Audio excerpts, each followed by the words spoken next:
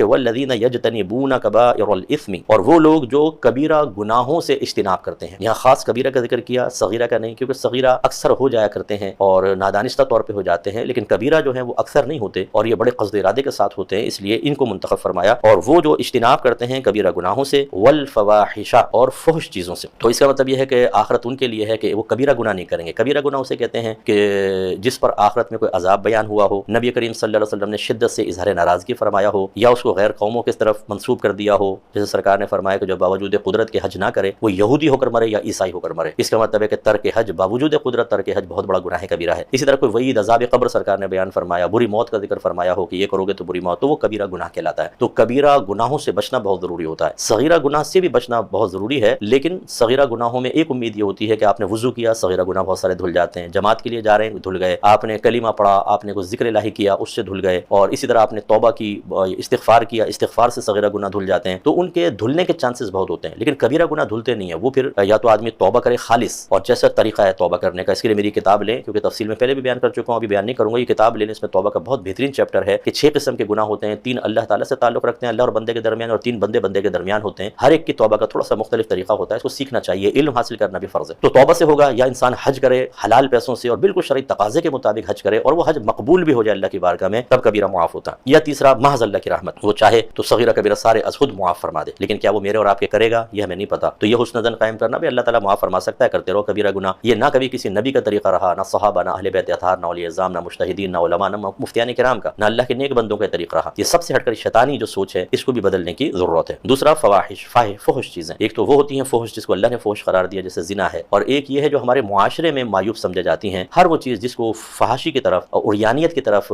منسوب کیا جائے، اس سے وہ بچتے ہیں۔ تو ہمارے نوجوانوں کو سوچنا چاہیے، سوشل میڈیا پر ٹک ٹاک کے اوپر ٹھمکے دیکھ رہے ہیں، ڈانس دیکھ رہے ہیں، مختصر لباس کی عورتوں کو دیکھا جا رہا ہے، اسی طرح غلط قسم کی ویب سائٹس کے وزٹ کرنا، اور پھر غلط قسم کی دوستیاں، پھر ان کی پکچرز وغیرہ لین دین کے معاملات کرنا، اور اس طرح اپنے ذہن کو، اپنے باطن کو گندا کر لینا، ہر وقت گندی سوچ، گندی نظر، نظر میں گندگی، سوچ میں گندگی، کانوں میں گندگی، زبان سے کلمات نکلیں تو گندے گندے الفاظ، اور ایسے ایسے میرے پاس کیسز ہیں کہ اپنے محارم سے زنا کر رہے ہیں آج نوجوان، محارم سے زنا۔ بہت سے ایسے کہتے ہیں کہ صاحب اتنا ذہن گندا ہو چکا ہے کہ سگی بہن کی طرف بھی نگاہ اٹھتی ہے تو اپنے آپ پہ کنٹرول کرنا مشکل ہو جاتا ہے، شرمندگی ہوتی ہے، آئینہ دیکھتے ہیں تو ایسا لگتا ہے منہ کالا ہو جائے گا، ابھی اتنی شرم آتی ہے کہ یہ نہیں ہونا چاہیے، لیکن وہ ذہن ہے کہ اور طبیعت ہے کہ قابو میں نہیں آتی۔ تو اس لیے نہیں آتی کہ آپ نے اپنے آپ کو گندی دلدل میں گرا دیا ہے، گندگی کی دلدل میں، جس کا نتیجہ ہے تو آخرت ان کے لیے ہے جو اس فواحش سے بچتے ہیں۔ ہمت کریں، یہ میری کتاب پڑھیں، قرب الہی، بہت مدد دے گی انشاءاللہ ان چیزوں سے بچنے کے سلسلے میں۔